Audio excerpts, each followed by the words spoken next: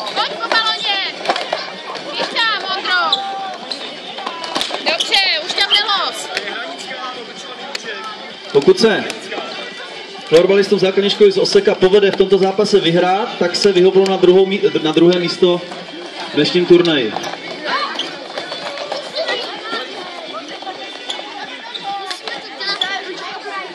Nechoď za bránu!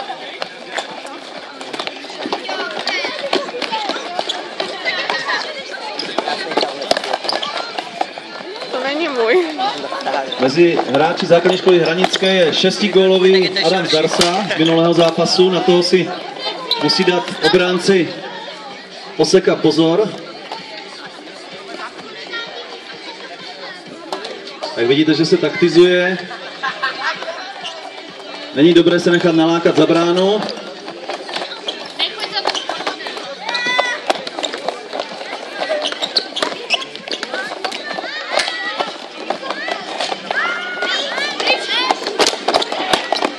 Pěkná střela. Nicméně golman dobře viděl a stačilo se přesunout k levé tyči. Pozor na vysokou hůl. Blokujeme, bohužel. Pozor na tyto střely, jo? Chce to zablokovat.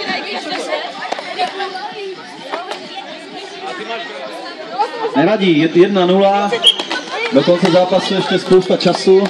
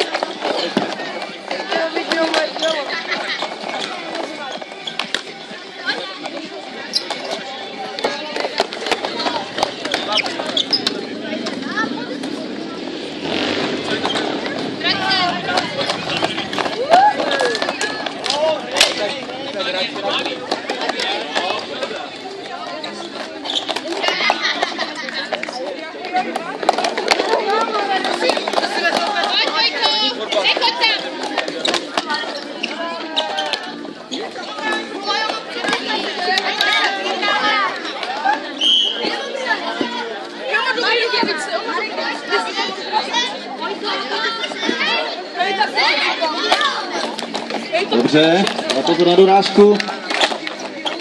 Tak míček mimo hřiště.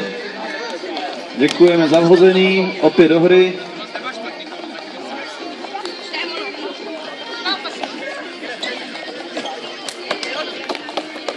Stav je stále 1-0 pro hráče základní školy Hranické.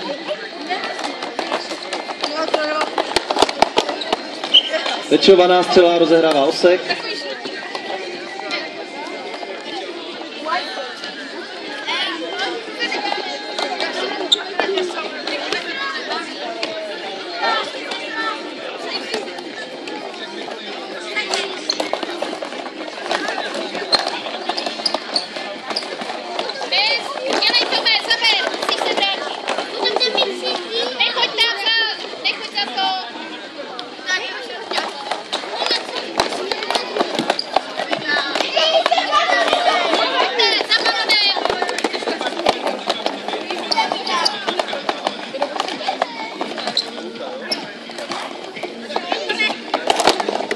V tuto chvíli je odehrána polovina zápasu, stav stále 1-0, napínavé utkání o druhé místo.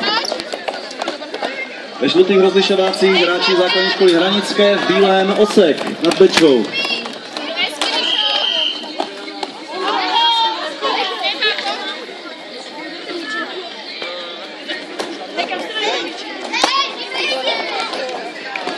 Tak pozor, míček je stále ve hře. V tuto chvíli již opustil hrací pole.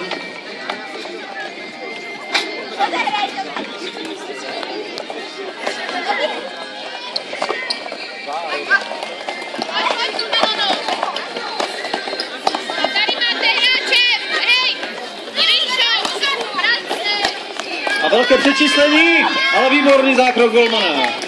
Tak teď to bylo 2-0, jak se říká. Pozor!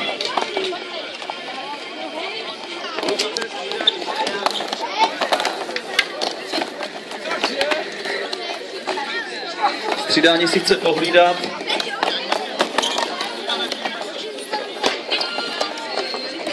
protože hra je přerušená, až když pískne rozhodčí.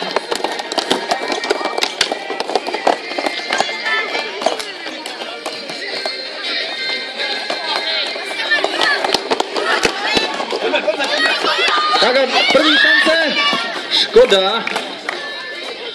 První větší šance na srovnání výsledku.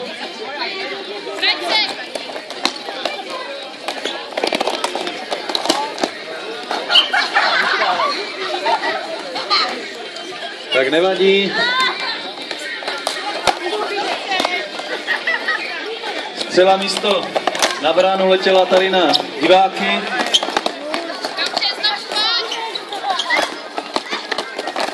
A opět velké přečíslení.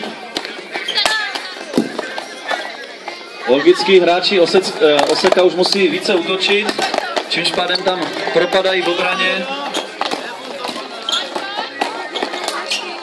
Výborně brankář, ještě drží šance Oseka.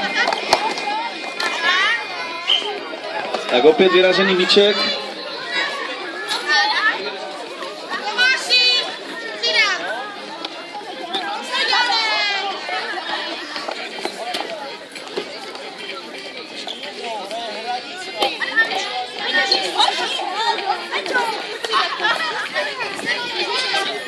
Tak minuta a půl do konce.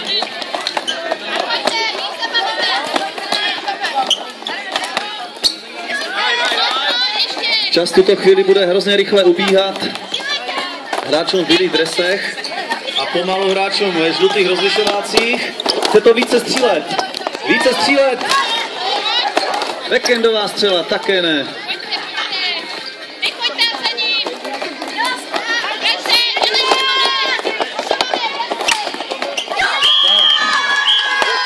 Adam Starsa to vzal na sebe a myslím, že v tuto chvíli,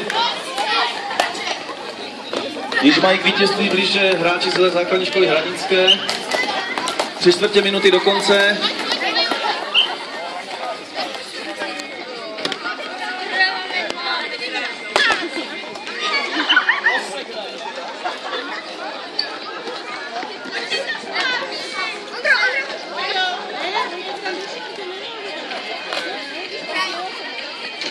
Tak teď jsme zastavili čas, protože míček byl delší dobu mimo hřiště.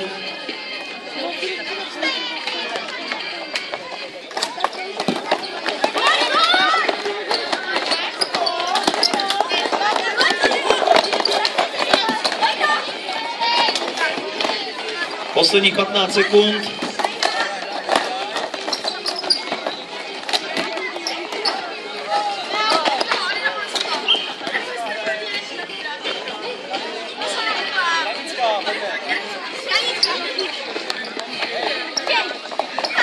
Ne, musí být rozehráno. Tak 5, 4, 3, 2, 1, konec.